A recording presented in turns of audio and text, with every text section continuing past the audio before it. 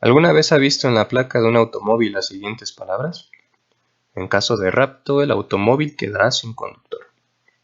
Tal vez ha escuchado cantidades y cantidades de sermones que lleven el título El rapto. Dicen que las personas repentinamente, como por arte de magia, desaparecerán sin dejar rastro. Muchos se preguntarán entonces, ¿a dónde fueron mis familiares? Y se documentará una desaparición masiva de personas a nivel global. ¿Qué fue lo que pasó? ¿Acaso es obra de los extraterrestres? ¿O al fin se estará cumpliendo lo que decía el pastor continuamente en sus sermones acerca del rapto de la iglesia? Realmente todo esto es ficción fantástica que los indoctos e inconstantes han fabricado pensando que la Biblia habla de un supuesto rapto. La palabra rapto viene del latín rapare y literalmente significa llevar o arrebatar. De acuerdo a esta falsa enseñanza, Jesús volverá para llevarse a su rebaño secretamente para estar con ellos por un periodo de 7 años, mientras que en esos 7 años las personas que fueron dejadas en la tierra sufrirán la gran tribulación.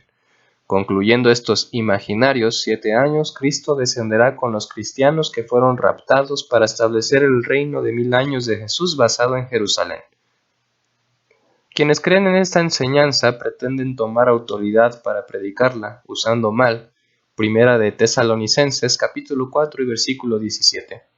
El texto dice: Luego nosotros los que vivimos, los que hayamos quedado, seremos arrebatados juntamente con ellos en las nubes para recibir al Señor en el aire, y así estaremos siempre con el Señor. Ni siquiera hace falta profundizar en la interpretación del texto, ya que Pablo quiso decir aquí lo que quiso decir, que cuando Jesús vuelva por segunda vez, tomará a su iglesia para estar juntos por siempre con el Señor, es decir, por la eternidad, y no por 7 años como enseña la teoría del rapto. En este texto no hay ninguna puerta abierta para querer deducir que este pasaje habla de un rapto secreto y silencioso. Como dije hace un momento, esta teoría emergió de la mente humana y ni siquiera fue sugerida en los primeros 3 siglos.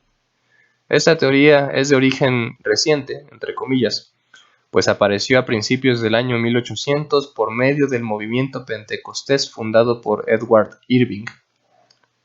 La Biblia simplemente no reconoce esta enseñanza. Adivinen cuántas veces aparece la palabra rapto en la Biblia.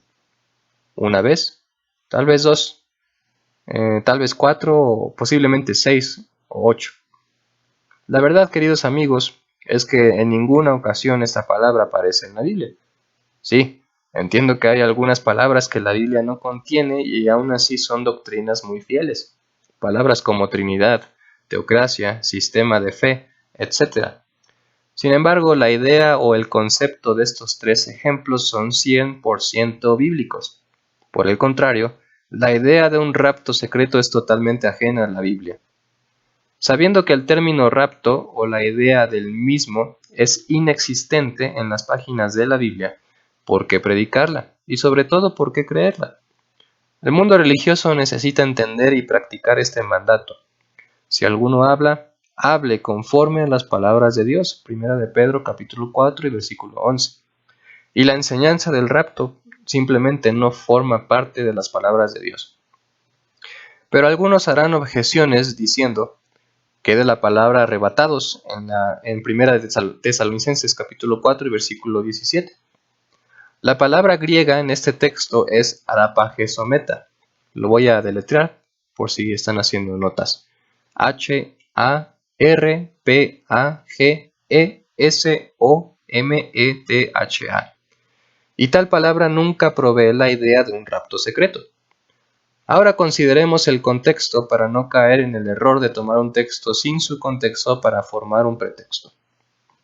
Porque el Señor mismo, con voz de mando, con voz de arcángel y con trompeta de Dios descenderá del cielo, y los muertos en Cristo resucitarán primero. Luego nosotros, los que vivimos, los que hayamos quedado, seremos arrebatados juntamente con ellos en las nubes para recibir al Señor en el aire, y así estaremos siempre con el Señor.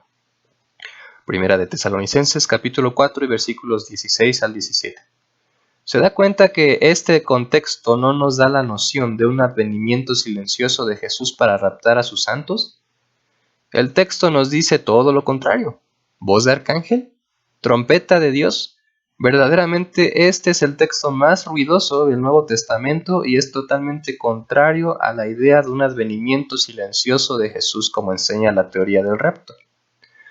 Vamos a señalar algunos factores que nos revelan los conflictos que envuelven la falsa doctrina del rapto. Recordemos que si la interpretación de un texto está en conflicto con otros textos, entonces nuestra interpretación está errada, ya que la Biblia no sufre de contradicciones. Si la enseñanza del rapto fuera cierta, entonces estos serían los problemas. Número 1. La Biblia enseña que la venida de Cristo será globalmente visible. Hechos capítulo 1 y versículos 9 al 11 dice así: Este mismo Jesús, que ha sido tomado de vosotros al cielo, así vendrá como le habéis visto ir al cielo. He aquí que vienen con las nubes y todo ojo le verá, y los que le traspasaron y todos los linajes de la tierra harán lamentación por él. Sí, amén. Eso fue Apocalipsis capítulo 1 y versículo 7. ¿No nos dicen estos textos lo contrario a lo que nos enseña el rapto? Lea por favor también 1 de Timoteo capítulo 6 y versículo 14, 2 de Timoteo capítulo 4 y versículo 1, Tito capítulo 2 y versículo 13, y por último Hebreos capítulo 9 y versículo 28. La palabra griega aparecerá de Hebreos capítulo 9 verso 28 es orao, con H al inicio, que significa hacerse visible. Estos textos nos hablan acerca de la visibilidad universal del regreso de Cristo, y ninguno sugiere una venida silenciosa y un rapto secreto. Problema número 2. La venida de Cristo no solo será visible, sino también audible, porque el Señor mismo con voz de mando, con voz de arcángel y con trompeta de Dios descenderá del cielo. Primera de Tesalonicenses capítulo 4 y verso 16. Pedro dijo que cuando Cristo venga, los cielos pasarán con grande estruendo. Segunda de Pedro capítulo 3 y verso 10. Como podemos observar, el rapto no tiene bases bíblicas y su enseñanza está en conflicto con la palabra de Dios. Usar esta falsa doctrina es un claro ejemplo de no trazar con precisión la palabra de verdad. Segunda de Timoteo 2:15. Cristo viene y muchos somos los que esperamos su gloriosa aparición, pero la Biblia nos dice con claridad que en ese momento todo terminará y el Señor finalmente le entregará su reino, es decir, la Iglesia, al Padre. Luego el fin, cuando entregue el reino al Dios y Padre, cuando haya suprimido todo dominio, toda autoridad y potencia. Primera de Corintios capítulo 15 versículo 24. Muchas gracias.